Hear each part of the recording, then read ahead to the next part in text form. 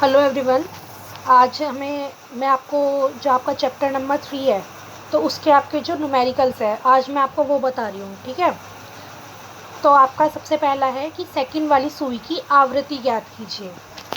तो अब इसमें क्या होगा कि हमें पता होता है कि आवृत्ति क्या होता है।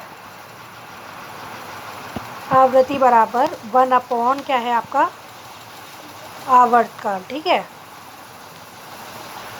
ये पता है आप लोगों को। अब सेकंड वाली सुई की हमें ज्ञात करनी है। तो आपकी ये आपको मान लें ये घड़ी है। ठीक है, ये आपकी एक सेकंड वाली सुई है। तो आवृत्ति क्या होगा कि भाई कितनी वो आवर्त काल आपका क्या होगा कि एक चक्कर को पूरा करने में लगा समय।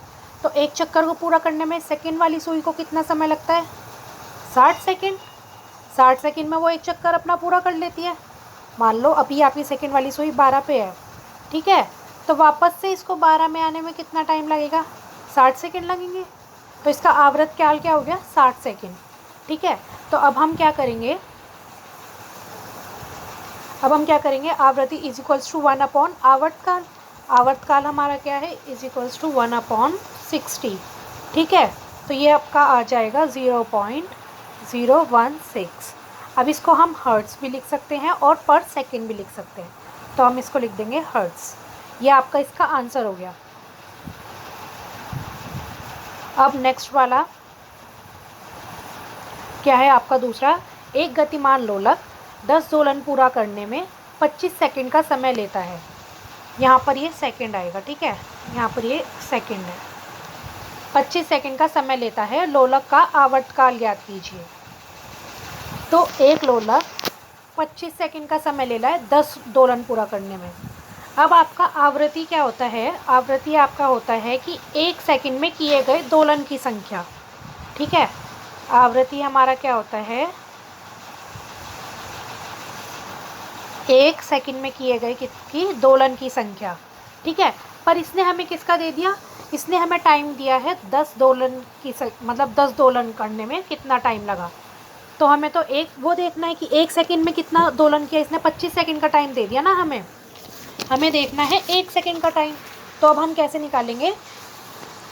आपके जो 25 सेकंड में आपके कितने दोलन हो रहे हैं? 25 सेकंड में आपके 10 दोलन हो रहे हैं। तो हम यहाँ से एक दोलन का एक सेकंड का हम निकाल सकते हैं 10/25। ठीक है, तो यहाँ से जब हम निकाल लेंगे तो ये हमारा आ जाएगा 0.4। तो ये 0.4 क्या आया? ये एक सेकंड में कितने दोलन हुए उसकी संख्या आई। तो एक सेकंड में दोलन की संख्या मतलब आपकी आवृत्ति आई। ठीक है, आवृत्ति हमारे पास क्या आ गई? 0.4। इसके बाद अब जब हमारे पास आवृत्ति आ गई तो अभी आपने ऊपर वाले क्वेश्चन में देखा क्या होता है? आवृत्ति इज इक्वल्स टू 1/आवर्तकाल। ठीक है, ये आपका फॉर्मूला आपको पता है, ये वाला फॉर्मूला होता है। अब हम इसके अंदर लगाएंगे आवृत्ति आपकी क्या है। आपको क्या निकालना है? इसमें आवर्तकाल निकालना है। देखो यहाँ पे अब आपका क्या निकालना था कि आपको आवर्तकाल ज्ञात करना है। अब हमारे पास आवृत्ति है, तो हम क्या करेंगे कि जब हमारे पास आवृत्ति दी हुई है और हमें आवर्तकाल ज्ञात करना है तो हम इसको तो इधर भेज देंगे।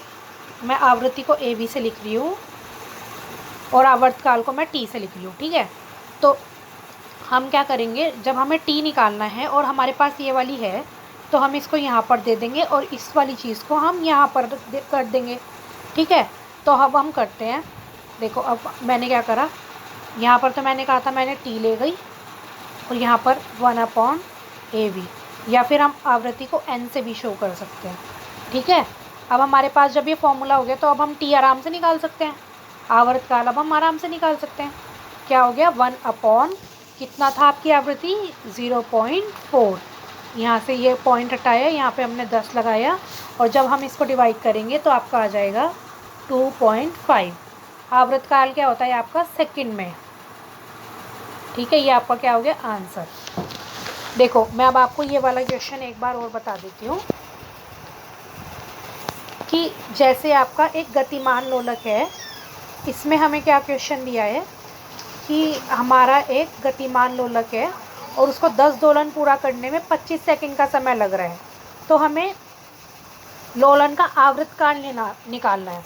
तो जब लोलक का हमें आवर्तकाल निकालना है तो हमें आवृत्ति हमें पता होता है कि 1 सेकंड में किए गए दोलन की संख्या, पर इसने हमें क्या दिया है कि 25 सेकंड में किए गए दोलन की संख्या इसने हमें बता दी कि 10 है।